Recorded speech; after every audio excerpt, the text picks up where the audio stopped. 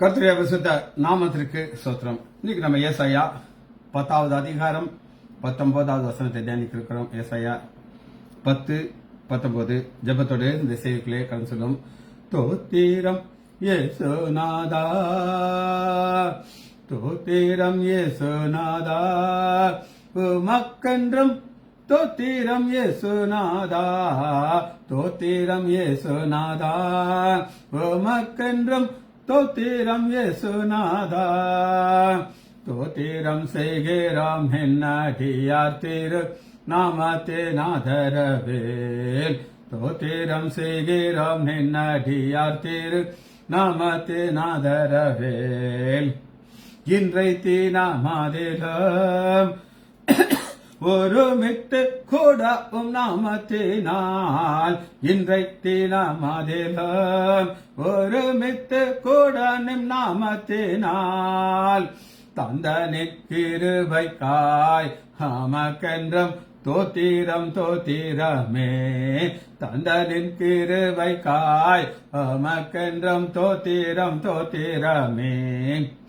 நின்னுதீர மாதினால் திறந்தானின் ஜீவப்புது வாலியாம், நின்னுதிர மாதினால் திறந்தானின் ஜீவப்புது வாலியாம். நின்னடியார்க்கு பிதாவின் சன்னதி செரவுமே சன்னதாம், நின்னடியார்க்கு பிதாவின் சன்னதி செரவுமே சன்னதாம்.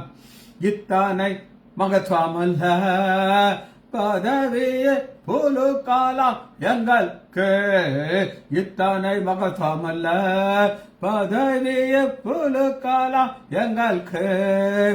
எத்தனை தயவு நின் கிருபை எத்தனை ஆச்சரியம், எத்தனை தயவு நின் கிருபை எத்தனை ஆச்சரியம். வானர் தூதர் சேனைகள் மனோகர கீதங்களால் எப்போதும், வானர் தூதர் சேனைகள் மனோகர கீதங்களால் எப்போதும் ஓய்வின்றி பாடி துதிக்க பெறும் மன்னவனே உமக்கு, ஓய்வின்றி பாடி துதிக்க பெறும் மன்னவனே உமக்கு. நீரல்லால் எங்களுக்கு பரலோகில் யாருண்டு ஜீவநாதா, நீரல்லால் எங்களுக்கு பரலோகில் யாருண்டு ஜீவநாதா. நீரே ஆண்டு ஈகத்தில் வேறொரு தேற்றமில்லை பரணி. இயேசுவின் நாமத்தினாலே ஜெபங்கள் பிதாவே, ஆமேன். கர்த்தருடைய பரிசுத்த நாமத்திற்கு ஸ்தோத்திரம். Mariyal sister praise lord, Leela Ammal praise lord, Nagaratnam Ammal praise lord, Daniel Rajesh praise lord, Arokkiya Raj brother praise lord, Balasundari praise lord. கர்த்தர் நல்லவர், கர்த்தர் நல்லவர், கர்த்தர் நல்லவர். ஏசாயா 10வது அதிகாரம் 19வது வசனத்தை தியானிக்க இருக்கிறோம். காட்டில் உள்ள அவனுக்கு மீதியான மரங்கள் கொஞ்சமாயிருக்கும், ஒரு சிறு பிள்ளை அவைகளை எண்ணி எழுதலாம். மீதியான அப்படின்னு பார்க்க, மீதியானவர்களுக்கு சரி, மீதியான மரங்கள், மீதியான ரெமனன்ட். Sarate, S-E-R-I-A-T, sarate, அந்த ஈயும் ஆரையும் சேர்த்து sarate, S-ல ஆரம்பிக்குது, ஈல sarate, ரெமனன்ட். இந்த ரெமனன்ட்ங்கிறது இந்த ரட்சிப்பின் திட்டத்துல நம்ம தான். உலகத்துல கோடான கோடி மக்கள் இருக்காங்க. இந்த கோடான கோடி மக்கள்ல ஒரு சில கிறிஸ்தவர்கள் இருக்காரு. எல்லா கிறிஸ்தவர்களும் ஆண்டோட கூட இருக்காங்கன்னா ஒரு சந்தேகம், ஒரு குறை இருக்கு. ஆனா ஆண்டவர் ஒரு சிலரை மட்டும் தெரிந்து கொள்கிறார். அவர்களை எப்படி பார்க்கறோம்னா மீதியானவர்கள், ரெமனன்ட். இந்த மீதியானவர்கள்ங்கிறது ஒரு பேசிக்கான ஒரு கான்செப்ட். எஸ்ரா ஒரு அருமையான ஒரு கான்செப்டை பார்க்கணும். அவர் ஒரு காரியத்தை சொல்றார். எஸ்ரா 9வது அதிகாரம் பக்கம் 601 எஸ்ரா 9:14. எஸ்ரா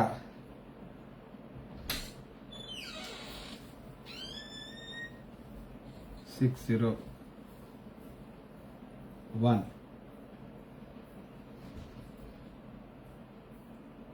8வது வசனம் தப்பாச்சுட்டேன். 9:8 இப்பொழுதும் எங்கள் தேவனாய கர்த்தா எங்களிலே தப்பின சிலரை மீதியாகும். எத்தனையோ இந்த எஸ்ரா காலத்துல அநேகர் அழிஞ்சிட்டாங்க.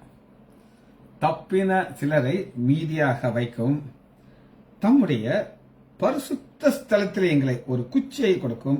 இப்படியே எங்கள் தேவன் எங்கள் கண்களை பிரகாசிக்க பண்ணி எங்கள் அடிமைத்தனத்திலிருந்து, இதுதான் நாம் புரிந்து கொள்ள வேண்டிய ஒரு காரியம்.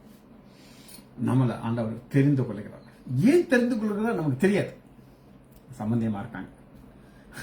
அவங்க அம்மா ஒரு பிராணி. உங்களை குறித்து சொல்லும் போதெல்லாம் ஆச்சரியமா இருக்கும். அப்படி ஒரு ஆச்சாரமான ஒரு குடும்பத்திலிருந்து வந்த எங்க சம்பந்தி அம்மா அவங்களுடைய நெருங்கின ஒரு பிள்ளையாக மாறி உங்க எழுதுற பாடல்கள் காரணம் ஆண்டவர் கர்ப்பத்திலேயே நீ ஏன் பிள்ளைன்னு தெரிந்து கொண்டுட்ட. நான் அந்த மாதிரி தான். சரி, இந்த மீதியான பொறுத்து இன்னொரு வசனத்தை பார்ப்போம். எடுத்துக்கலாம். 2 ராஜாக்கள் எடுத்துக்கோங்க. 19வது அதிகாரம் 31வது வசனம். 19:31 மீதியா இருக்கிறவர்கள் எருசலேமில். அப்ப அந்த எருசலேம்ங்கிற இடம் தேவன் தெரிந்து கொண்டார். நான் அதை நேசிக்கிறேன். அந்த இடத்துல சீயோன் மலையிலிருந்து புறப்படுவார்கள். சேனைகளுடைய கர்த்தருடைய வைராக்கியம் செய்யும். சரி, 2வது பக்கத்து ட்ரீ, TRE. ட்ரீக்கு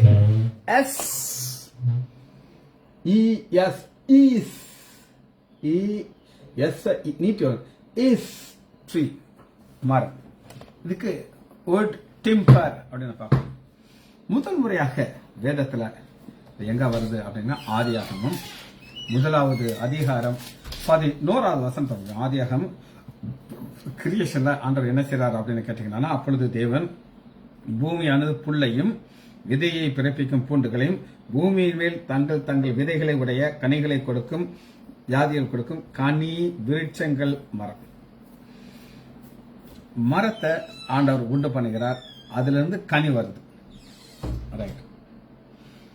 இந்த மரத்தை இன்னொரு ஆழமான ஒரு காரியத்தை நம்ம பார்க்கறதுக்கு யாத்ராகமம் 9வது அதிகாரம் 25வது வசனத்துல, ஈர்த்து தேசம் எங்கும் மனிதர்களையும் ஜீவன்களையும் வெளியில இருந்தெல்லாம் அவர்கள் அந்த கல்மலை அழித்து போட்டது. அது வெளியின் பயிர் வகை அழித்து வெளியின் மரங்களை முறித்து போட்டது. வெளியின் கல்மலை அழிக்குது. டிஸ்ட்ரக்ஷன். ஆண்டவர் ஒரு கட்டளை கொடுக்கிறார். அது என்ன கட்டளைனா, உபாகமம் 20வது அதிகாரம் 19வது வசனத்துல, நீ ஒரு இடத்துக்கு போற, அந்த தேசத்தை நீ ஜெயிச்சிட்ட, போன உடனே அந்த மரத்தை வெட்டி போட்டாங்க. ஏன் மரத்தை வெட்டி போடாத அப்படிங்கிறாருன்னா, மரத்தை அவர் உண்டாக்குனார், உருவாக்குனார், அதுக்கு தண்ணி மழையாக கொடுத்து கஷ்டப்பட்டு வளர வைக்கிறார். அதை அழிச்சு போடாத அப்படின்னு ஒரு இன்ஸ்ட்ரக்ஷன் கொடுக்கிறார். வேதத்துல முதல் முறையாக நான் உங்களுக்கு காமிச்சிட்டேன். ஆனா இதுதான் ஒரு இம்பார்ட்டன்டான மரம். அது என்ன ஒரு முக்கியமான மரம் அப்படின்னு கேட்டீங்கன்னா, ஆதியாகமம் 2வது அதிகாரத்துல ஆண்டவர் 2:9 தேவனாய கர்த்தர் பார்வைக்கு அழகும் புசிப்புக்கு நலமான சகலத விருட்சங்களையும் தோட்டத்தின் நடுவிலே ஜீவ விருட்சத்தையும் நன்மை தீமை அறியத்தக்க முடிக்கணும். இது ஒரு மரம். இந்த மரம் தான் ஒரு மனிதனை டோட்டலா மாத்தி விடும். சரி, ஏசாயா 41வது அதிகாரத்துல ஒரு சூப்பர் மரத்தை உங்களுக்கு காட்ட போறேன். 41வது அதிகாரம் 19வது வசனம். 41:19 வனாந்தரத்திலே கேதுரு மரங்களையும், வனாந்தரத்துல கேதுரு மரம், சித்தி மரம், மிருது செடி, இதெல்லாம் தான் ஆண்டவர் உண்டு பண்ணுகிறார். 3வதாக நம்ம பார்க்கிறோம் லிட்டில் பிட். வசனத்தை வாசிக்க அப்புறம் விளக்கத்தை பார்க்கணும். ஏசாயா 10:19 காட்டிலே அவனுக்கு மீதியான மரங்கள் கொஞ்சமா இருக்கு. கொஞ்சம்னா ஃபியூ. இந்த கொஞ்சத்திற்கு அலகோஸ், இது ஒரு கிரேக்க வார்த்தை. ஃபியூ, அலகோஸ், அலகோஸ், ALIGOS, அலகோஸ், அலகோஸ். இது என்னன்னு பார்ப்போம். அவங்களுக்கு சொன்னேன், இது புதிய ஏற்பாடு. அலகோஸ் மத்தேயு 7வது அதிகாரம் 14வது. மத்தேயு 7:14. ஜீவனுக்கு போகிற வாசல் இடுக்கமும் வழி நெருக்கமாக அதை கண்டுபிடிக்கிற சிலர், கொஞ்சம் பேர் தான் கண்டுபிடிக்கணும். கேட்டுக்கு போகிற வாசல் அகலம், அதுக்கு பெரிய அநேகர். அப்ப ஃபியூங்கிறது அலகாஸ், லிட்டில். இதுல இன்னொரு வார்த்தை இருக்குது, பிரகாஸ், பிரகாஸ், பி, பி, பிரகாஸ், அலகாஸ், பிரஹாஸ், BRE, பிரஹாஸ், HUS, பிரஹாஸ். இது என்ன அப்படின்னு நம்ம பார்ப்போம். இது ஷார்ட், எங்களை மாதிரி குட்டி. கொஞ்சங்கிறதுக்கு அலகாஸ், குட்டியா இருக்கிறதுக்கு எபிரேயர் 2வது அதிகாரம் 7வது வசனத்துல, அவனை தேவதூதரிலும் சற்று சிறியவன் ஆக்கினர். சிறியவனுங்கிறதுக்கு நம்ம என்ன சொல்றோம்? பிரகாஸ். சரி, சிறு பிள்ளை, அதை கவுண்ட் பண்ணலாம். சிறு பிள்ளைங்கிறத நம்ம பார்க்கணும். சைல்ட். டெக்னான், சைல்ட். டெக்னான், TEK, டெக்னான், டெக்னான், TEKNON, டெக்னான், டெக்னான். இதுவும் கிரேக்க வார்த்தை.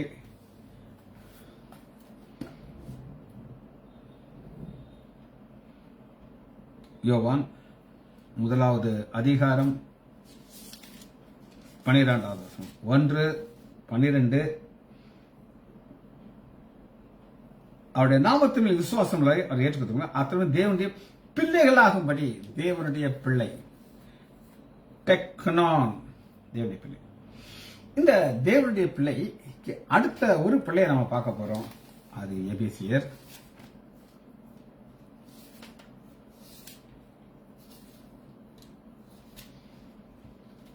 5வது அதிகாரம் 8வது வசனம். வெளிச்சத்தின் பிள்ளைகள், முற்காலத்தில் நீங்கள் அந்தகாரமாக இருந்தீர்கள், இப்பொழுது கர்த்தருடைய வெளிச்சத்தின் பிள்ளைகளாக நடந்து கொள்ளுங்கள். வெளிச்சத்தின் பிள்ளை பார்க்கறது டெக்னான். இன்னொரு வார்த்தை பார்த்து அதை முடிக்க போகிறோம். டெக்னியோன், டெக்னான், டெக்னியான், டெக்னியான். பார்ப்போமா? கடைசி தான் TEK, டெக்னியான், TEK, டெக்னியான், NION, டெக்னியான். இது சிறு பிள்ளை. இந்த சிறு பிள்ளை சொல்றது யார் அப்படின்னா யோவான் சொல்லுகிறார். 1 யோவான் 2வது அதிகாரம் 1 வசனம். என் பிள்ளைகளே, என் பிள்ளைகள்னா லிட்டில். ஏன்னா இவருக்கு ஏற்கனவே 90 வயசாயிருச்சு. எல்லாரையும் பார்த்து என்ன சொல்றாரு? டெக்னியான் அப்படின்னு சொல்றாரு. சரி, நம்ம லாங்குவேஜ் பார்த்தாச்சு. நம்ம வாசனத்துக்குள்ள கடந்து வருகிறோம்.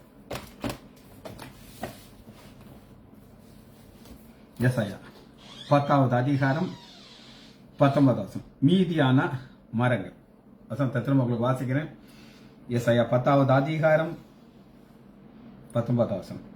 காட்டிலே அவனுக்கு மீதியான மரங்கள் கொஞ்சமா இருக்கும், ஒரு சிறு பிள்ளை அவளை எண்ணி எழுதிவிடலாம். மீதியான மரம், இதுக்கு என்ன விளக்கம் நாம பார்ப்போம். இந்த மரம்ங்கிறது என்ன அப்படின்னு கேட்டீங்கன்னா, எடுத்துக்கலாமா? சகரியா எடுத்துக்கொள்ளுங்க. சகரியால அந்த மரத்தை எக்ஸ்பிளேஷன் நம்ம பார்க்கலாம். 11வது அதிகாரம் 1 வசனம். சகரியா 11:1. லிபோனோனிலே அக்னி உன் கேதுரு மரங்களை பட்சிக்கும்படி உன் வாசலை திற. இந்த மரங்கள்ங்கிறது ஒரு இன்டைரக்டா சொல்றாரு. டிம்பர், விலை கூடின மரம். அநேக மரங்கள் இருக்கு. கருவேல மரம் இருக்கு. அதுவும் மரம் தான். அது செடிய மரமா நாங்கள் தெரியாது. அதுவும் ஒரு மரம் தான். ஆனா லிபோனோனிலே அக்னி உன் கேதுரு மரங்களை பட்சிக்கும். அடுத்து அதை விட இன்னும் கொஞ்சம் விலை வித்தியாசமான இன்னொரு மரத்தை பார்க்கிறோம். பிரபுக்களை தான் ஆண்டவர் சொல்கிறார். தேவதாரு விருட்சங்களே புலம்புங்கள். விருட்சங்களை எப்படிங்க புலம்பு? இந்த பிரபு ராஜாக்கள் இவங்கெல்லாம் புலம்புறாங்க. ஏன்னா ஆண்டவர் சொல்றார், கதவை தர அக்னி விழுந்து பட்சிக்கப்படுது. அக்னிங்கிறது என்னது சொல்லுங்க? எதிரி உங்களை அழிக்க போகிறான். கேதுரு மரங்கள் விழுந்ததே, பிரபலமானவர்கள் பாழாக்கப்பட்டதே, பாசானின் கருவாலி மரங்களே புலம்புங்கள், அரணுள்ள சோலைகளே கீழே. அரணுள்ள சோலை. இவங்க என்ன நினைச்சிட்டு இருக்காங்கன்னா, பெரிய பணக்காரர்கள், கோடீஸ்வரர்கள், ஆளுகை எங்க கரத்துல இருக்குது, அதனால எங்களுக்கு ஒரு அரண் இருக்கு, பாதுகாப்பு இருக்கு. மேய்ப்பர்களுடைய மகிமை அழிந்தது. எல்லாத்துக்கும் காரணம் என்னன்னா பெருமை. சரி, இந்த பேசிக்கா இதை நீங்க புரிஞ்சுக்கிட்டா தான் நம்ம புரியும். சரி, இந்த மரங்களை குறித்து என்னன்ற ஒரு சின்ன ஸ்டடி பார்க்க போயிடும். முதல் குறிப்பு 10வது அதிகாரம் 34. ஏசாயா 10:34. அவர் ஆண்டவர் ஒரு காரியத்தை செய்ய போகிறார். பெருமையுள்ளவர்களுக்கு காட்டின் அடர்த்தியை கோடாரியினாலே வெற்றி போடுவார். மகத்துவமானவராலே லிபனோன் விழும். அடர்த்தி கோடாரியில் வெற்றி போடுவார். மகத்துவமானவராலே லிபனோன் விழும். லிபனோன்கிற ஒரு பெருமை விழப்போகிறது. அவர் யார்? மகத்துவம் உள்ளவர். 33 இதோ சேனைகளின் கர்த்தர் ஆண்டவர் தோப்புக்களை பயங்கரமாக சொல்றார். ஓங்கி வளர்ந்தவர்களை வெட்டும்படி மேற்றின்மானங்கள் தாழ்வு. இந்த மேற்றின்மைகள் பெருமை. ஆண்டவர் பெருமை உள்ளவர்களுக்கு எதிர்த்து நிற்கிறார். பயங்கரமா எதிர்த்து நிற்பார். நேற்று ஒரு அம்மா தேடி வந்துச்சு. அந்த அம்மாவுடைய கலர் வெள்ளை கலர். அந்த அம்மாவுக்கு பயங்கர பெருமை, நான் வெள்ளையா இருக்கிறேனே அப்படின்ட்டு. ஆனா அம்மாவால் நடக்க முடியல.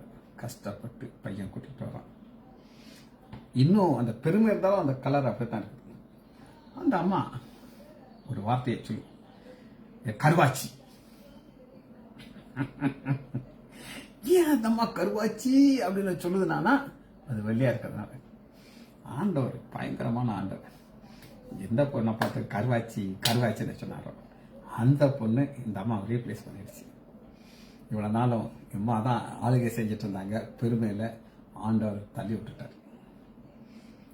நான் கேட்டுக்கோங்க, திரும்பவும் சொல்றேன், பெருமையுள்ளவருக்கு ஆண்டவர் எதிர்த்து இருக்கிறார். அம்மா நடக்கிறதுக்கு கஷ்டப்படுது. இப்ப அந்த வெள்ளை கலர் என்ன செய்யும்? ஒண்ணுமே செய்யாது, ஹெல்ப்லெஸ். சரி, முதல் குறிப்பு நான் உங்களுக்கு சொல்லியாச்சு. ரெண்டாவது ஒரு குறிப்பை பார்க்க போறேன். ஏசாயா 21வது அதிகாரம் 13. ஏசாயா 21:13. அரேபியாவின் பாரம் நிதானாகிய பயணிகளே, நீங்கள் அரேபியா காடுகளிலே ராத்துங்க. அரேபியாவின் காடுகளே, அதுங்க அரேபியாங்களே காடுகள் அப்படின்னு நீங்க கேட்டீங்கன்னா, முதல் வசனத்துல ஆண்டவர் இந்த காட்டுக்கு ஒன்று அனுப்புகிறார். அது என்ன அப்படின்னு கேட்டீங்கன்னா, சுழல் காற்று. சுழல் காற்று தென் திசையிலே எழும்பி வருகிறது போல பயங்கரமான தேசத்தின் வனாந்திரத்திலே அது வீசுது. இவங்களுக்கு என்ன பெருமைன்னா, நாங்க வியாபாரம் பண்றோம், பயங்கர ரிச்சா இருக்கும். ஆண்டவர் சொல்றாரு, நீ காடுல தங்கு, நான் எதை அனுப்புவேன்? சுழல் காற்றை அனுப்புவேங்கிறார். காரணம் என்ன அப்படின்னு கேட்டீங்கன்னா, 9வது வசனம், ஆண்டவரே, நான் பகல் முழுதும் என் காவலில் இருந்து ராம் முழுதும் என் காவலை தரித்திருக்கிறேன் என்று சிங்கத்தை போல கூப்பிடுது. காவலில் இருக்கிறேன். அப்படி இருக்கும்பொழுது ஆண்டவர் ஒரு காரியத்தை காட்டுறார். அந்த அழிவு எப்படி கொண்டு வருவதே அப்படின்னு அழகா அதெல்லாம் பார்த்தீங்கன்னா ஒரு ஓமைகளாக காட்டிக்கிட்டு போயிட்டே இருக்கிறார். ஏதோ ஒரு ஜோடு குதிரை பூண்ட ரதத்தின் மேல் ஏறி ஒரு மனுஷன் மறிக்கிறான். பாபிலோன் விழுந்தது. அது விக்கிரகத்தின் சேர்த்து சொல்றேன். அந்த பாபிலோனுக்கு என்ன ஒரு பெரிய பெருமைனா, நான் விக்கிரம் வச்சிருக்கிறேன். விக்கிரகம். இன்னைக்கு அநேகருக்கு விக்கிரகம் இருக்கும். நான் ஆண்டவர் அழிச்சு விட்டுருவேன், அது சந்தேகம் இல்லை. சரி, அடுத்து அந்த ஒரு வனாந்தரத்தை குறித்து, மரத்தை குறித்து பார்க்க இருக்கும். ஏசாயா 22:5. சேனைகளின் தேவனாகிய ஆண்டவராலே இந்த தரிசன பள்ளத்தாக்கு அமளியும் மீது கலக்கமுள்ள நாள். இது அலங்கத்தை தகர்த்து பர்வதத்துக்கு நேரம் ஆர்ப்பரிக்கும் நாள். இந்த ஆர்ப்பரிக்கும் நாள்ல என்ன பார்க்கிறோம் அப்படின்னு கேட்டீங்கன்னா 8வது வசனத்துல அந்நாளிலே வான மாளிகையிலே வானம்னா என்னதுங்க? காடு. அங்க ஒரு மாளிகை இருக்குது. அந்த மாளிகையில் என்ன இருக்குன்னா ஒரு வெப்பன்ஸ் வைக்கிற ஒரு வீடு இருக்கு, ஆயுத சாலை. யுத்தத்துல ஃபர்ஸ்ட் எதை கை வைப்பாங்க? ஆயுத சாலை தான் கை வைப்பாங்க. அங்க அடிச்சாச்சா இவங்களுக்கு சப்ளை வர எல்லாமே காலியாக அந்த அங்க கை வைக்கிறாங்க. இது ஒரு யுத்தம். சரி, நாளாக பார்க்கிறோம் வனத்தை குறித்து, மரத்தை குறித்து. 29 ஏசாயா 17, 29:17. என்ன கொஞ்ச காலத்திலே லிபனோன் செழிப்பான வயல்வெளியாக மாறும். செழிப்பான வயல் வெளி காடாகும். ஆப்போசிட்டா மாத்துறது. இது என்ன அப்படின்னு கேட்டீங்கன்னா, மரங்கிற ஒரு பெருமையை தாழ்த்துக்கிறார். பயிர் ஆண்டவர் பார்க்கிறார். ஏன்னா அந்த பயிர் தான் ஆகாரம் கொடுக்கும். அதை ஆண்டவர் உயர்த்துகிறார். அது எப்படி உயர்த்துகிறார் அப்படின்னு நீங்க கேட்டீங்கன்னா 16வது வசனத்துல காரணத்தை காட்டுறேன். நீங்கள் எவ்வளவாக மாறுபாடு உள்ளவர்கள். குயவன் களிமண்ணுக்கு சமமாக எண்ணப்படலாமோ, உண்டாக்கப்பட்டவரை குறித்து அவர் என்னை உண்டாக்குனதில் என்றும் உருவாக்கப்பட்டது தன்னை இதாங்க கிரியேட்டர். நம்ம ஆண்டவர் வந்து கிரியேட்டர். அந்த கிரியேட்டர் நம்ம எப்படி பார்க்கணும்னா, அவர் களிமண், நீங்க ஒரு கொய்யவன், நீங்க வணங்கிட்டு வரீங்க. இன்னைக்கு திங்கக்கிழமை பிரதர் ஆரோக்கியராஜ் ஆலயத்தில் இருந்தார். ராஜேஷ் இன்னைக்கு ஒரு வேலை என்ன சொல்லி பிஸி ஆயிட்டார். அப்போ ஆரோக்கியராஜ் வந்து கேமரா செட் பண்றதுக்கு எல்லாம் ஹெல்ப் பண்ணார். இப்போ காலையில் சீக்கிரமா எந்திரிச்சு 5:45 ஆலயத்துக்கு வந்துட்டு, எனக்கு இந்த களிமண், நான் ஒரு களிமண், என்னை ஆண்டவர் என்ன செய்யறாரு, உபயோகிக்கிறாரு என்று ஒரே இது. அதுல ஒரு வசனத்தை நான் எக்ஸ்பிளைன் பண்ணுவேன். யூரோக்ளைன் ஒரு புயல் வருது. அப்ப பயப்படாதே பவுலேன்னு சொல்லிட்டு, பவுல் என்ன சொல்லலாம், என்னை ஆட்கொண்டவரும். ஆட்கொண்டவர் என்ன சொல்லுங்க பார்ப்போம். அதுக்கு நான் என்ன ஒரு எக்ஸ்பிளனேஷன் நான் சொன்னேன் அப்படின்னு கேட்டீங்கன்னா, 2 அற்புதத்தை நான் சொல்லிக் கொடுக்கணும். ஒரு அற்புதம் ஆண்டவர் கடல் மேல நடக்கிறார். இன்னொன்று பிறவி கூட்டம். இந்த 2 அற்புதத்தையும் நான் இந்த 3/4 மணி நேரத்தில் சொல்லிக் கொடுக்கும். இந்த ஒரு ஸ்ட்ரெஸ் டென்ஷன் உள்ள இருந்துச்சு. ஒரு 2:45 எந்திரிச்சிட்டேன். பார்த்தேன் 2:45 தான் ஆகுது. எனக்கு ஒரே பயம், நம்ம தூங்கிடக்கூடாதே அப்படின்ட்டு. காரணம், அவர் என்னை ஆட்கொண்டு இருக்கிறார். எல்லாருக்கும் இருக்குமா? இருக்காது. வருவாங்க, உட்காருவாங்க, போயிடுவாங்க. நான் ஒரு கேள்வியை கேட்டேன், போன வாரம் என்ன செய்தி சொன்னேன்னு. யாருமே ஆன்சர் பண்ணாங்க. ஆண்டவருக்கு சோஸ்தம். காரணம், என்னை ஆட்கொண்டிருக்கிறார். அதைத்தான் நம்ம பார்க்கிறோம். ஒரு 16 வசனத்தை வாசிக்கிறேன். ஏசாயா 29:17. இன்னும் கொஞ்ச காலத்திலே செழிப்பான வயல்வெளியாக ஆண்டவர் நம்மளை மாற்றுவார். இந்த செழிப்பான வயல்வெளியாக மாற்றுறதுக்கு காரணம் 32வது அதிகாரம் 15 வசனம். 32:15. உன்னதத்திலிருந்து ஆவி நம்மையில ஊற்றப்படும் மட்டும் அப்படி இருக்கும். அப்பொழுது வனாந்தரம் செழிப்பான வயல்வெளியாகும். செழிப்பான வயல்வெளி காடாக நடும். இவ்வளவு நாள் செழிப்பா இருக்கிறவங்களாம் ஆண்டவர் மாற்றி போட்டுரும். ஏன்னா என்னுடைய கையினாலே என்னுடைய பேர் பிரசாஸ்க்காக நான் உண்டு பண்ணின பாபிலோன் அல்லவா எல்லாத்தையும் அழிச்சுடுவார். அப்ப யாரெல்லாம் தங்களை தாழ்த்தி ஆண்டவனை ஆட்கொள்ளணும், நான் வந்து ஒரு வயல்வெளியா இருக்கணும் அப்படின்னு சொல்லி 18 வசனம் பாருங்க. என் ஜனம் சமாதானமான தாவரங்களில் நிலையான வாசலில் அமைதியாக தங்கவினர் குடியிருக்கும். ஆண்டவர் இதை செய்வார். எப்பொழுதுனா உன்னதத்திலிருந்து ஆவி ஊற்றப்படுவார். 37:24.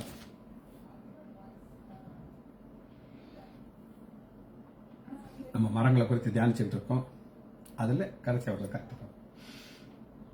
உன் ஊழியக்காரனை கொண்டு நீ ஆண்டவரை நிந்தி என் ரதங்களின் திரட்சியிலும் நான் மலையிலே கொடிமுடிகளே லிபனோன் சிகரத்துக்கும் வந்து ஏறினேன். அது உயரமான மரங்களை கேதுரு மரங்களையும் உசிதமான தேவதார்களையும் நான் வெட்டி அதன் கடைசியில நான் செல்வேன். நீ சொன்ன, ஆனால் நான் என்ன செய்வேன், உன்னை அழிச்சிருவேன். ஆண்டவர் இந்த பெருமையோடு இருந்தவனை அவன் கோயிலையே வச்சு அவன் பசங்களாலே காலி பண்ணிட்டார். இது ஆண்டவர் ஊழியக்காரன் சொன்னது என் காதுக்கு வந்துச்சுட்டார். கடைசியாக அவனை பார்த்து நம்ம முடிக்க போகிறோம். ஏசாயா 44வது அதிகாரம் 44:23. வானங்களே கழித்து பாடுங்கள், கர்த்தர் இதை செய்தார். பூதங்களிலே தாழ்விடங்களே ஆர்ப்பரிங்கள், பருவதங்களே காடுகளே காற்றுள்ள சகர மரங்களே கம்பீரமாகுங்கள். கர்த்தர் யாக்கோபை மீட்டு இஸ்ரவேலிலே மகிமைப்படுகிறார். இது ஆண்டவர் மரங்களை சொல்லிட்டு இருக்கிறாரு. அது ஃபுல்லா வாசிச்சு பார்த்தீங்கன்னா இந்த மரத்தை வச்சு விக்கிரத்தை செய்றாங்க. பாதி மரத்தை வெட்ட வேண்டியது, அதை குளிர்காய வேண்டியது, மீதி மரத்தை ஒரு விக்கிரமாக பண்ணி அதை குனிந்து கடவுளே ரட்சிங்கிறாங்க. அப்படி ஆப்போசிட் ஆகுது. ஆனா இதுதான் ஆண்டவர் விரும்புறது. கர்த்தர் யாக்கோபை மீட்டு இஸ்ரவேலிலே மகிமைப்படுகிறார். மகிமைப்படுகிறார் என்ன அர்த்தம்னா, என் ஆண்டவர் என்னை வழி நடத்துகிறார், என்னை ஆட்கொண்டிருக்கிறார், இம்மட்டும் உதவினார். ஜெபிச்சு முடிப்போமா? மகா இரக்கமும் கருவேமலா பிதாவே, துதிக்கிறோம் ஐயா. மரங்களை கொடுத்த ஒரு அருமையான ஸ்டடியை ஆவியானவர்களுக்கு தந்ததுக்காக நன்றி. பிள்ளைகள் ஒவ்வொரு வரையும் என் ஆண்டவராகிய இயேசு கிறிஸ்துவின் நாமத்தினாலே ஆசீர்வதிக்கிறேன். இயேசுவின் நாமத்தினால் ஜெபங்களை பிதாவே. ஆமேன், ஆமேன், ஆமேன்.